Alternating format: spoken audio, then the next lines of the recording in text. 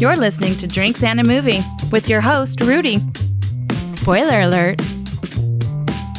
All right, what's up, everyone? Welcome to Drinks and a Movie podcast. I've got my co-host Carissa with me. We're continuing our whole Halloween spooky season month. We've got a very special episode right now. As you can see, we're in the amazing studio of creature effects, special effects, makeup artist, creator, Alec Gillis. Some of the craziest credits in the game, just to name a few.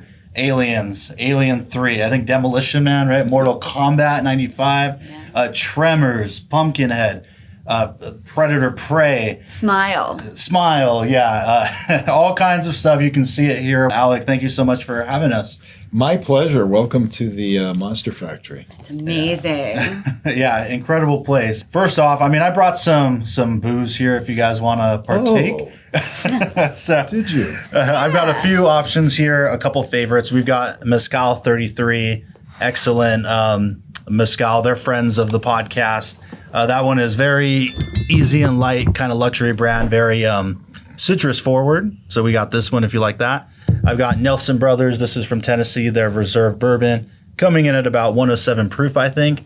And their Sherry Cask finish, which I think is just 90 proof. Yeah. The Sherry is a personal favorite of mine, so I'm actually going to start with this one. But anything Sherry you want to try? Cask. Yeah, so bourbon, just aged a little bit in sherry barrels. Nelson Brothers. This looks like the real deal. Yeah, it's good stuff. Man, yeah. I smell it. Yeah. What if I just took a big swig? I mean, listen. I wouldn't mind. Oh, I smell the sherry. Yeah, it's good. It gives it a nice, sweet, kind of figgy note. I dig it. And what's the other one? The Reserve? Yeah, it's the Reserve. So same brand, but this is their... Oh, you love these boys. Yeah. The Nelson Brothers. That's their standard bourbon. So that juice is what they finish in here. So that's the base for this one. High rye mash bill. So a little spice. I think about 6 to 8 years old, I want to say, on that one. Now, are you a believer in the whole, if you have a sip of clear, don't follow it with brown or vice versa? I kind of do.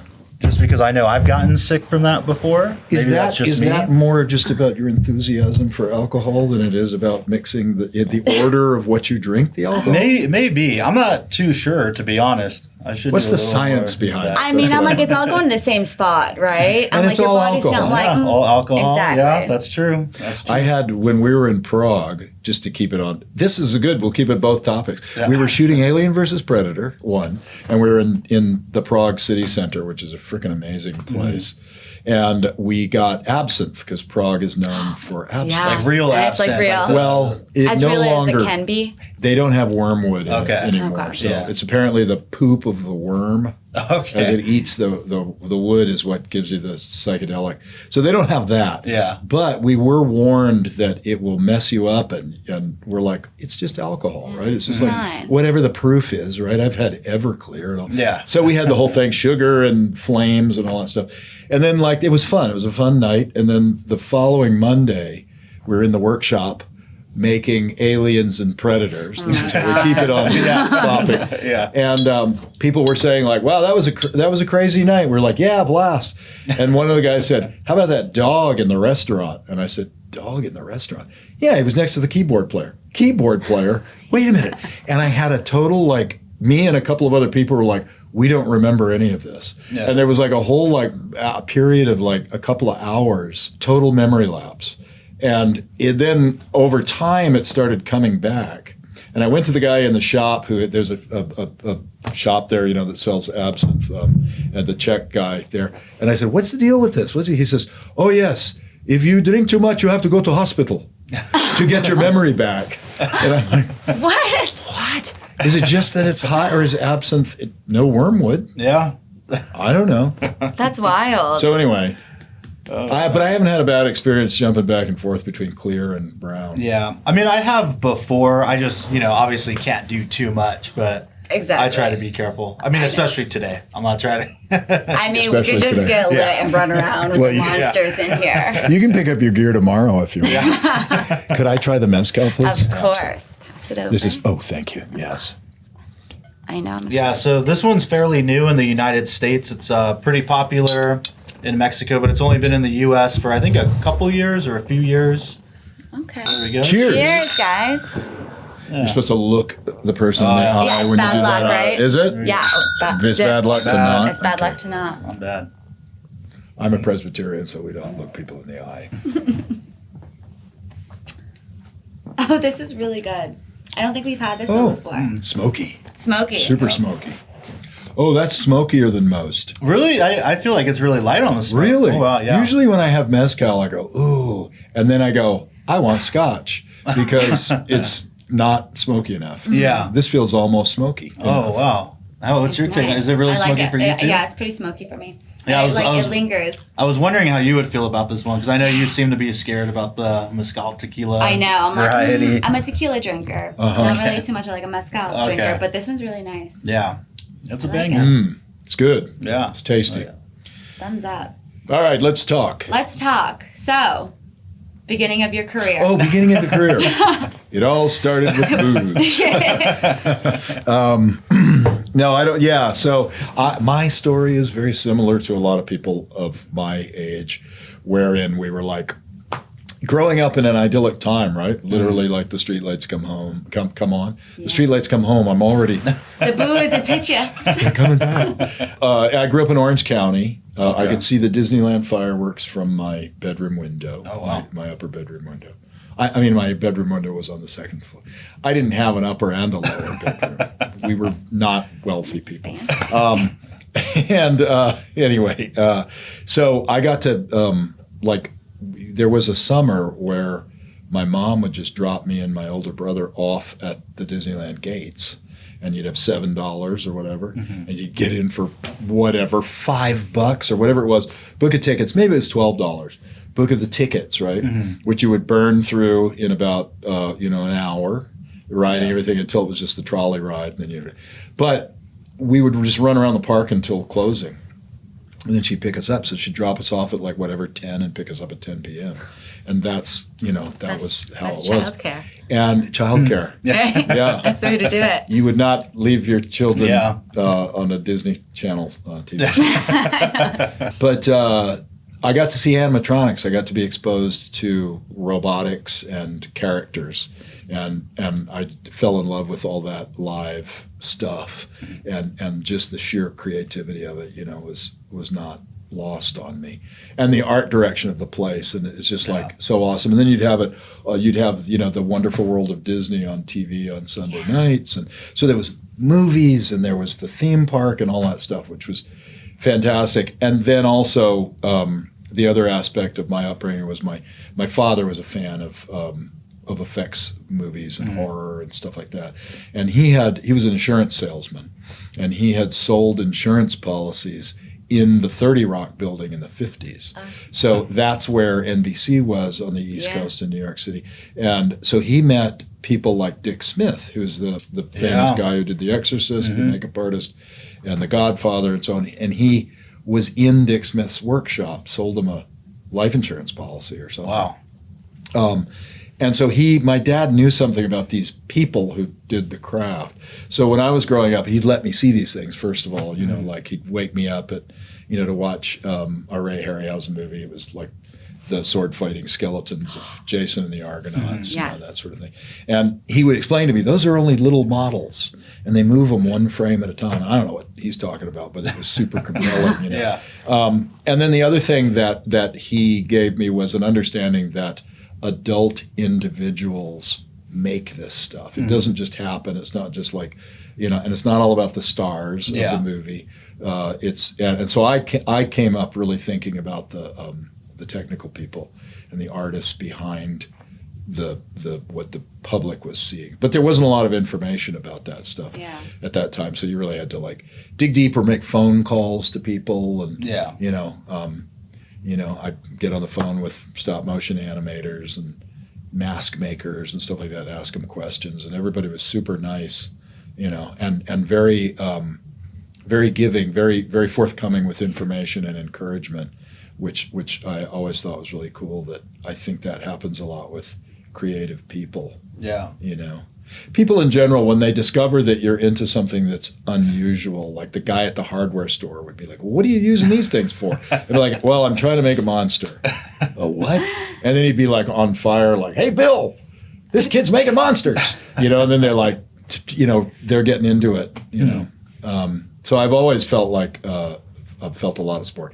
Not everybody felt that support though, because I know that, you know, some of my artists and artists that I know were like, you know, they grew up in households where people were freaked out by if you drew skulls and zombies and Satan. That's a hot button issue. That's my household. For some people. That's my household. Did you grow up in a household where they were? So when I was younger, my dad actually, I watched The Predator for the Predator movie for the first time with him.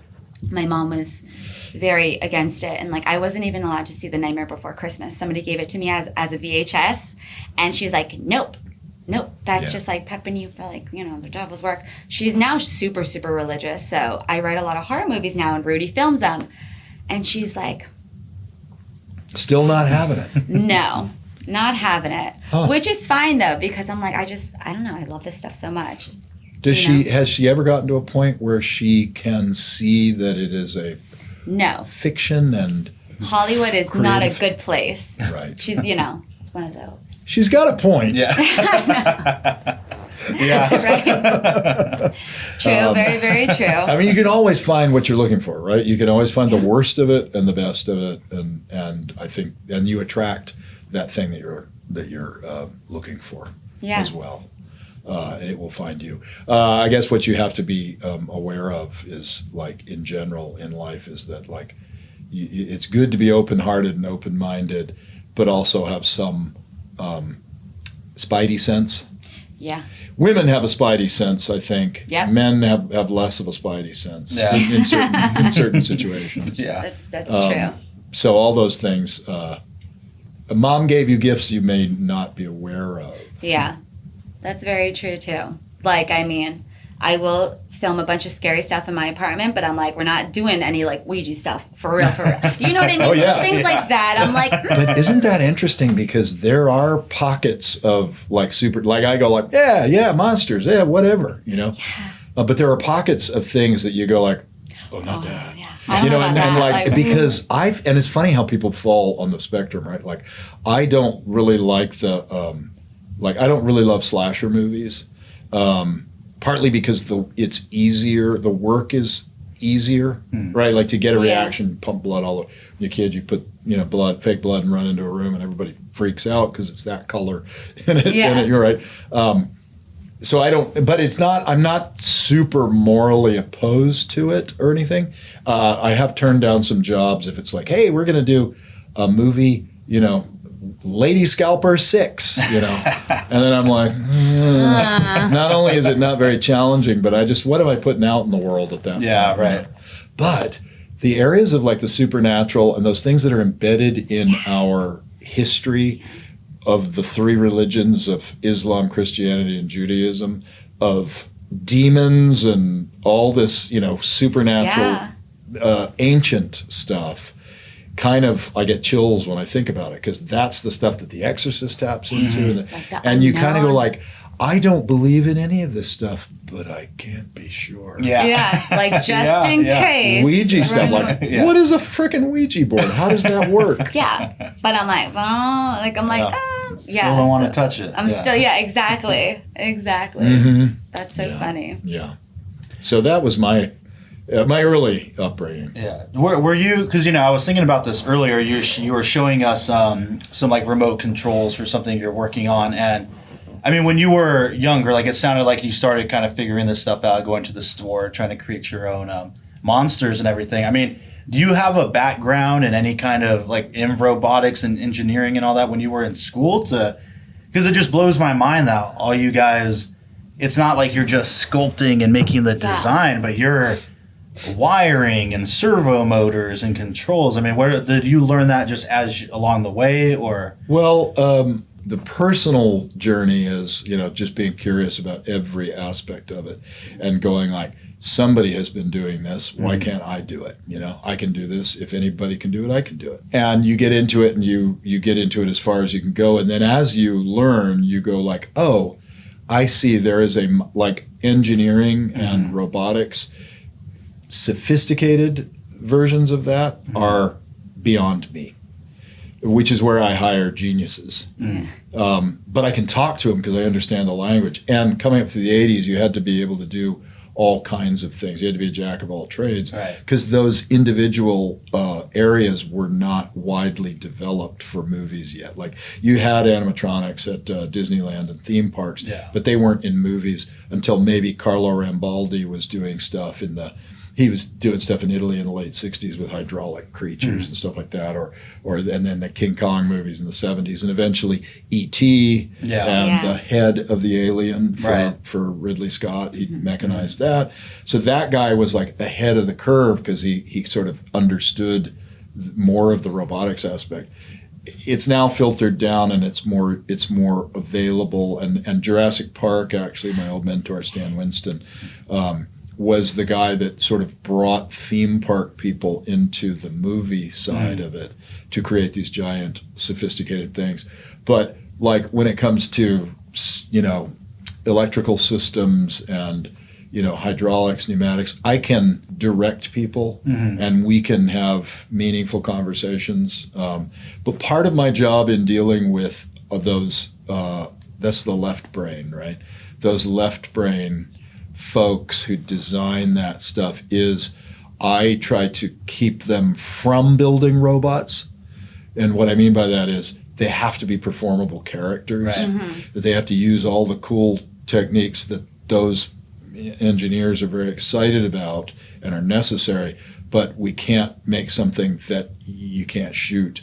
You can't, this too cumbersome of a package, a technological package. So I have to say things like, sometimes I just for shock value, to give them the where I'm coming from. It's like, they'll say like, we'll do this with a combination of aqua dynamic fluid control, blah, blah, blah. And I go, can't you just put a broomstick up it and wiggle it? And then they're like, and so, but that was earlier in my career. Now I have a team of people that I've worked with for decades, and we're all seasoned in what it takes to make sophisticated stuff for movies. And you have to really determine at the outset of the design, what can this movie handle? Is this a $2 million movie with a 20-day shoot? Right. Don't go showing up. You can't, first of all, you can't afford to build like a giant, queen alien with 72 points of hydraulic movement and 10 puppeteers. There's no room for that. It has to be something else. You have to do, is it a miniature? Is it a rod puppet with, rod removal or some other technique? So that's kind of how I work with the engineering aspect of it now. And similarly, there's technical steps now that people that I have who are, mold shop supervisor or my shop, my workshop supervisor, those people are more familiar with the state-of-the-art materials as well. Okay. So I can go like, hey, let's review like what's out there now that's clear and super stretchy but very strong, and then we talk about stuff and we'll get samples and we'll sit around this table and look at little samples of stuff and go, well, how can we use this? Is there a use for it? And sort of take stock of where things are, because every 6 months there's new materials and new players on the scene and stuff like that. Is it true that you guys use condoms on the alien? We did use condoms on the alien, and they still procreate like bunnies. You can't stop them. Did you use condoms on the aliens? Yeah, that's still pretty common for squibs and stuff, right? Yeah. Like, that's like just standard, yeah? Yes, condoms are great. Yeah. You have to get the unlubricated ones, because the lubricated, you can't glue to them. Okay. Oh. Yeah. And this goes back to H.R. Giger in the first film. And Carlo Rambaldi, got to give him credit too. But all the tendons were condoms stretched around the cables. They were basically hiding a lot of cables and stuff. And it looks great. It's cool. It's translucent. And that was one of the big things about Giger's work, is that he strove to get transparency and translucence into creatures, which people weren't really doing at that time. But the problem with them is that they break very easily, and it's constant maintenance on set. So they're kind of a pain. So we have switched over to different materials that are available now, that you can control the thickness and the durability and all that. Going into Aliens, that collaboration with Stan Winston, because we already had, HR's design, the first movie happened, and then getting into the second one, I mean, now you guys create the Queen. So is that like purely his design, like, hey, here it is, and now we got to all make it? Or do you guys all have kind of a part in how that? The Queen alien is James Cameron's design. Oh, okay. He did the drawings. Okay. He conceptualized it, and when we got the news that we were going to be doing that Jim got aliens, we were like, it was like we were scared because Alien is like at that time was like the still pinnacle of the combination of horror filmmaking and production design and execution. Yeah. And it's like the art quotient in that movie is off the charts, like most Ridley Scott movies. And Cameron had done Terminator and written some scripts like, the sequel to First Blood and stuff like that. So clearly, he was on the rise. Mm-hmm. Yeah. And he, based on his pitch, I think it was, he got Aliens. And then you read the script and it's like, oh my God, there's like a ton. There's only one alien. Yeah. And now there's a ton. Yeah. And there's a power loader. And there's a queen alien that's 20 feet tall. Like, that's got to fight the power loader. It's got to fight the power loader. And so we were always like, God, we gotta. I said, like, Jim, are you going to get H.R. Giger involved in this to design that queen? He goes, nah, I can do it myself. Like, oh no. Oh no. And then, what was great about Cameron was that he delivered, right? Yeah. Amazing. And that's a guy that really has the left brain, right brain channels completely open. There's like a pass-through door between those parts of the brain because he can write the characters, he can do the emotional stuff, and he's so techie, and he has ideas about how to use technology because he's keeping up on it. Right. But the look of the Queen came from Jim, and I think Jim even drew like schematics of her as well, like on graph paper with sizes and all that. And I was involved in the miniature sculpture, which led, there was going to be the miniature sculpture, and then following that, we would do the full scale. And I was kind of like looking at his stuff and going off the vibe of it. And he's like, how come you don't have this line in the running down the leg, right? How come you don't have that line? I don't know, I thought it might be cooler if, and he said, put the line in. He said, I didn't do this for fun. And I was like, okay. And then I put the line in and you're like, it's better. Like, why do I? And now I realize that stuff's gold, right? Like when you work with directors, having a director with an opinion, who can say, this is what I want, is like, oh, you can move like that. Yeah. Right? If you put your ego aside. Yeah. If you have to touch everything and everything has to be a fight. Right. Or if you go, these are parameters, these are the notes, the parameters, I'm here to support this person's vision. Grab that thing, because it's hard enough and there's never enough time and there's never enough money. So you got to like grab those things that are being definitively put forward. The worst thing for a director, in my opinion, is to say, I don't really know. Right. I'll know it when I see it. So show me 1,000 things. Yeah. And then you're like, okay. And then I have to get on the phone with the producer and say, we need to expand the design phase, and you need to fund this design phase. And the design phase, in my estimation, the design phase could take anywhere from 3 months to 5 months. And then they go, whoa, we don't have that in our budget. And then they go, okay, then we have to come up with a way with the director to get to what they're looking for faster and within your parameters. Because it's all about working within parameters. Yeah. We can do anything. I always say, like, are we building a Testarossa, if that's still a super hot car? I don't even know if that is anymore. No. Are we building like a supercar that's, any Saudi prince would be proud to drive in? Or are we building a BMW that's nice and safe? It's going to get you there. What are we building? So you have to kind of do, and that's part of like the art of the behind the scenes art of dealing with the people, and because you have to serve the story, and the director has to be comfortable with what's being built. But it's my job to sort of guide them through the parameters. So you've been in the industry for such a long time. How it was, back when you first started to how it is now that there's so many different things possible. Is it harder to work with directors or companies or try to like get their visions because they have so many, I guess you could say, new influences, because there's, the internet now. You could just see everything everywhere. So as opposed to something from... Well, it is increasingly difficult to do fresh stuff. Like it used to be that you could, you would like be into, like I used to cut pages out of National Geographic magazine, and I would like, if there was like a show on that was like, I've never seen a hippo birth. And you get that on videotape, and it might come up, and I have all these old videotapes with labels that say, like hippo birth, parasitic inflammation, whatever.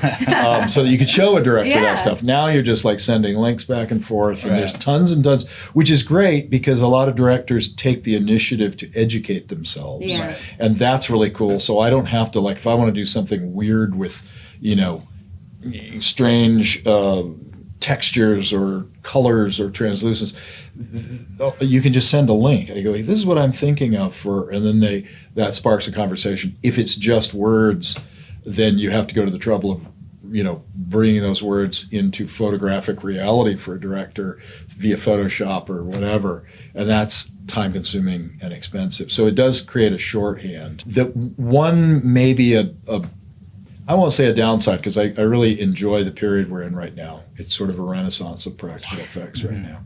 But one thing that can be difficult is if a director sort of goes off and just brings you a bunch of stuff. I want this head and that. And then it's sort of like the way composers have historically been like, oh, I hate temp tracks. Because then that director has fallen in love with that piece of music and their mind is closed to anything else. Yeah. So you're working within somebody else's, style or parameter or whatever. So I hope that, like, what I really love is when a director says, like, here's what I'm thinking. This is as far as my thoughts have gone, but show me stuff. And then the way I see the design phase is it's kind of like a pyramid, where at the base of the pyramid you create a whole bunch of simple, maybe monochromatic designs. Okay. You're thinking silhouettes, right? Boom, boom, boom, boom, boom, tons of stuff. And you present that, and then you learn what the director really does not like, which is as valuable as what they do like. And then you can whittle that pyramid base down to, okay, let's capitalize on what I learned, and you just keep going, and then at some point in there you graduate into like, I love saying, here's a monochromatic, either could be a pencil sketch or it could be a ZBrush sculpture or whatever. That's basically our design. Now let's move to color, because color can be anything. But creative people have different ways of approaching process. Right. And some directors will say, I can't work that way. We have to do color in tandem with shape because they're all, and it does sound right, but to me I go, you can apply any color to any shape, right? Generally speaking. But if they want to do the color work, then I just tell them, okay, that will slow down our search for the right shapes.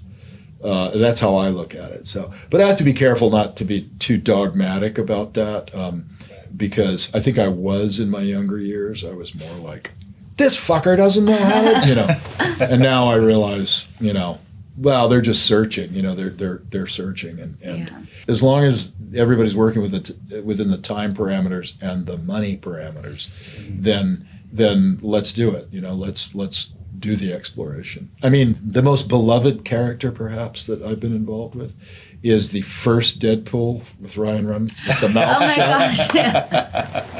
That no one liked. That's so But funny. that was the real committee. What a surprise. That was a real committee effort with an ever-growing CC list of people who had to weigh in. Yeah. And I'm going like, this thing shoots in 2 weeks, right? We're up to 82 designs. Can you believe it took us 82 designs to get to that? We're up to 82 designs. Gosh. I said, and then people stop responding. I say, we need to pull the trigger or I will not have anything on set. Do you approve this design? Nobody answers. Nobody wants to be Nobody answers because they're afraid. They don't want to be responsible. To commit. Could you They'll imagine? give you all the things they think it should be, but try this, try that. But once it comes down to anyone making a decision, they're leaderless. So I have to be that person. Yeah. And then I have to say, I am going to go with this design unless you stop me. That's literally what I say. And then they go, And I don't hear a peep. So I'm like, Okay. move forward, right? Like, we don't even have a life cast of Ryan Reynolds at this point, you know? So we're going to sculpt this on a generic life cast and stick, but it's rubber, so it'll stick. Right. And stick it, I don't know, you guys.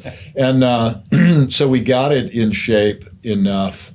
And after they saw the dailies, then everybody, hey, great work. Here's what you need to do. Blah, blah, blah, blah. Oh my gosh, And I of go, great, course. thank you very much. We'll make all those changes, and then we'll, you know. So that, but that's just the sort of like, that's the unwieldy, fear-based side of studio filmmaking Yeah. that no one wants. I No mean- one wants that. Is that consistent with, I guess, budgets? Like, is it typical that the bigger the budget, the more it is by committee that Pretty all these much, it's people are a gonna voice greater their investment, and I mean there are reasons for it that are logical. I've Right. now that I've like been on the producing side of things, and you know I'm sort of an insider outsider. Like I'm an insider in the studio system because I've worked on a lot of these things and I've been in the the meeting rooms and I'm trying to do the best job I can for the franchise, for the studio, for the because their goals are my goals. We all want to make something great.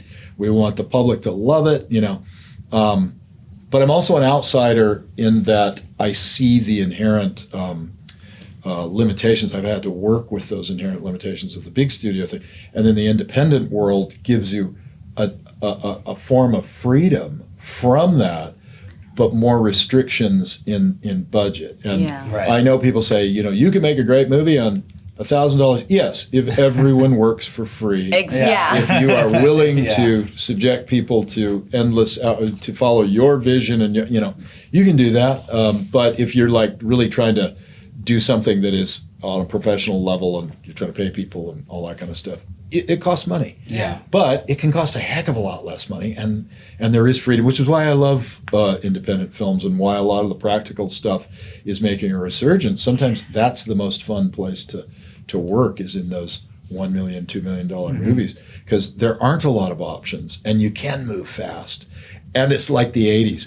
Imagine in the 80s, this is what it always is. I always think of this. In the 80s, before we had the options that you mentioned, you would hit the ground running. It would be like, there's only one option, and that's to build this stuff. Yeah. Right. You're Stan Winston or Rick Baker or Rob Bottin. You have the track record. Go with God and do cool stuff, right? Work with the director. That was what the studio was doing. They pair you up with a director, and you were really answering to the director. When the money investment is so huge that people's jobs are on the line, if a movie tanks, people get fired. Yeah. They are captive of that system, and they're trying to work. And it isn't a totally bad system. It creates some really great stuff, And these franchises that I'm working on now 40 years later are proof that it can come out of it. But they did come out of a time when it was an individual filmmaker's vision Yes. that established this great stuff. And I think they just have a harder time when it's a committee. It's not as pure. And I don't know. I'm rambling, but that's the Mezcal talk. Well, can you recall? I mean, what's I guess the first or one of the first films you worked on where CGI was becoming more prevalent, so you had to combine practical with that? Like I think of Jurassic Park, where they had the big animatronics, the puppets, but also CG. Terminator 2, which I saw Terminator 2 at the Vista recently on 35 millimeter.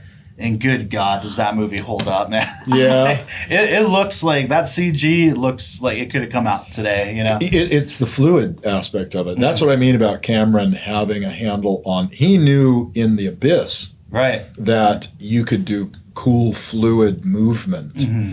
And that's what he created, in effect, to suit the strength of the digital, of the CGI. Yeah. Same thing with the metal dude, Mm-hmm. So he's a genius in taking the strength of a technique and pushing it to its limits. Right. And then in combination with Stan Winston's work on Terminator 2, pretty unbeatable. Yeah. But what was the question? What was your experience with that? Like getting a movie gig that combined those elements? I think if I lean into this, it's just going to get better. Well, the first movie does this throw the sound up? The first movie that We're going to use that for the audiobook. Yeah, I'm deaf now. The product placement. The first movie that I worked on that had computer graphics in it was Death Becomes Her. Some people think it was Alien 3 because Alien 3. Well, you know what? It was Alien 3. But Alien 3, the creature itself was a physical rod puppet shot in slow motion, optically composited into backgrounds, old school, right? Digital or optical removal of the rods and so on. And that's why sometimes it looks kind of funky. Right. And because that was after I guess this is pretty famous, like the dog trial, right? Where there's the dog. The little gray hanging out and running around with the thing. I know, that's, I'm a meme. I think that's my, I know. I know. It was the cutest failure. We're putting a dog in this suit, and it's kind of, we're snipping foam.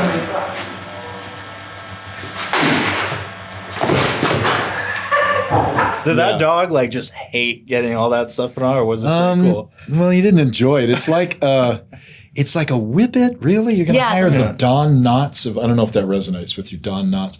Yeah. You're going to hire the most methed out animal in the world, just naturally, to wear this rubber suit. Okay, we're going to give it a try. And the day, it was so cute, though. The day that footage was shot of me, fitting the dog, unexpected. We had the dog there, and the EPK crew shows up with their 16 millimeter camera, and I'm like, "What's going on?" And God! Oh, we're here just to shoot what's going on. And I'm like, "Oh, oh." So then I have to put my salesman hat on, and I'm saying things like, "I think this is going to work," and all the while I'm doing. And then of course years later, my dear friend Richard Edlin, they're like, "That was never going to work in the." I'm like, "We gave it a shot. It was an idea. Yeah. It was the director's idea." Right. And I say, why not? Because I had worked on a movie where we did rat suits for dachshunds, and it worked really well. And I thought, well, we did a rat suit for a dachshund. Yeah. But I guess dachshunds must be calmer or something. I don't know. That was so funny. But he is a cute little. He was a cute little guy. But he didn't really perform well. It was kind of funny, But that was the first movie with the kind of CGI. Well, yeah, but the only thing that was CGI in Alien 3 was the cracking of the dome when the lead mold in the water, all that. Apparently, aliens are made out of Pyrex or something. I don't know. That's resistant. I don't know. Anyway. They also did some debris that was flying in the wind, exterior shots were just black shit flying through the frame, like wind pushing. That was digital, as I understand it, but everything else was practical. So it really didn't affect us, what was being done. But on Death Becomes Her, it did, because it was really a tight interaction between our work and the digital work. Right. And it was they were really taking face replacement to new levels, and they were doing some groundbreaking stuff there. And that was before Jurassic Park came out, which I'm glad of, because we looked pretty unique for a little window before Jurassic Park. But I remember being on the set of Death Becomes Her, and Ken Ralston, who is a legendary ILM VFX supervisor, said, "Come here, you guys want to see something?" And he pushed the VHS tape in, and it was a walk cycle of the T-Rex, just, on a treadmill, just the digital T-Rex. And it was the gullet was swaying and the tail was rotating. And it was we were like, holy fuck. When the foot would hit, it would squish out, know. And we were like, oh my God. He says, yeah, this is the new thing. And this is, It's incredible that all of you were on the very beginning of that, because now you got Adobe After Effects. Anyone who wants it on their laptop can get it and do all these amazing things. But you guys were at the forefront of that. And Dean Cundy also shot Death Becomes Her, right? Yes. And I know he did the Roger Rabbit run. So yeah, he shot Jurassic Park. Right? Yeah, exactly. Yeah, so Dean Cundy, great guy, super dad joke guy. When we were blocking out the scene on Death Becomes Her with Bob Zemeckis, where they have the fight. She gets hit on the head with the shovel, and her, and then she throws the the broken handle of the shovel ladder, and it goes right through her. And it was all this big couch, this big sofa that was there. And he said, "We're subjecting these women to sectional abuse." Because it was a sectional. Oh my gosh. And we were all like, and I thought, I will never become that. And I've totally become that. Did you guys, I mean, with that collaboration, since it was still pretty new, I mean, were those VFX people like all on the set with you? Like, did they have to know the ins and outs of what you guys were doing? I guess physically and mechanically, and vice versa. It was more of a, you don't have to like really deep dive into the other person's technology, but it was more like, you know, Ken Ralston was there. Zemeckis, by the way, another left brain, right brain genius, who can pull out emotion, comedy, performance, and also be a super technical savvy guy. It was coming from him. So he would be like, I think we need like when she's falling down the stairs, I really want to extend it. I want it to feel like the longest, stair fall ever. And we need a moment where her neck breaks. And so how are we going to do that? And then I pitch, well, here's what we can do. We can make a fake head. We can, and then Ken Ralston goes, that's not a bad idea. We can, we can composite it. We could just shoot a piece of it hitting, and we can composite it into the stairway, and you can get a moving, because Ken is always thinking about like how he knows Zemeckis loves moving cameras, which makes my life difficult, right? Like, yes. So as soon as there's because like the bust only goes to here, and then if you move the camera, you see a puppeteer. So Ken was very good about blending and bringing his art and my art together. But in a scenario like that, it's like you have the director who clearly knows his stuff, and he's calling the shots. And then the visual effects supervisor is hierarchically above me in a film like that. And I'm there to support and go, well, here's what we can do. Here's what and then they'll go, hey, could you do a Meryl Streep head to toe that walks into the frame with her head turned around? I'm like, no. There are some techniques that we played around with a gag that really didn't work, but we put a low relief face on the back of a woman's head, and she just walked backwards. Does this work for a wide shot? Because maybe you got to try these things. Hopefully that doesn't become an embarrassing meme like the dog. Alien. I don't think there's any footage of that. I gotta find it. But yeah, you gotta find it. I probably have it somewhere. So you play around with these effects and just show them like, what do you think of this? And sometimes yes, sometimes no. Does it happen often that on set, the director wants something that now you can't necessarily do because the puppeteers or the way it's built, or is there enough? I imagine there's extensive testing with the director and cinematographer beforehand, but how often are they like, on the day, this would be pretty cool if we could do this. Can we? Oh, all the time. All the time. And mostly we don't get extensive testing. Okay. Because those would be in the biggest budget films. Yeah. Mostly what we get is a mad rush just to have something on set. And within, most of the parameters of what's been discussed.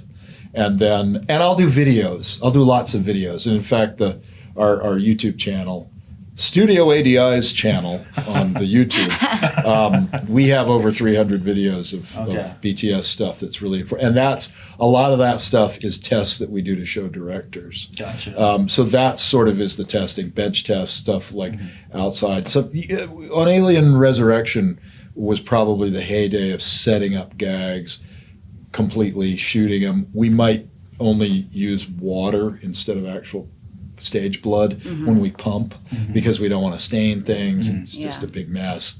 But we get less testing than you might think. And then this is part of the exhilarating fun of the practical work for me is that we get on set and somebody throws us a curveball. Hey, what if it does this? And then it's an either automatic no. Right. Listen to this. The rockets have been launched. It's an automatic no because I know it can't be done. Yeah. Or I go like, maybe. If you're willing to, it's sort of trading off. If you lock the camera off, if you get it from this angle and this angle only, it could work. Tremors was full of that stuff.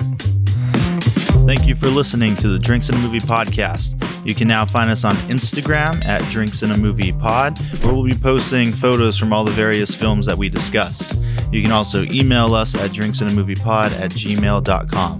Please rate, review, and subscribe, and thank you for listening.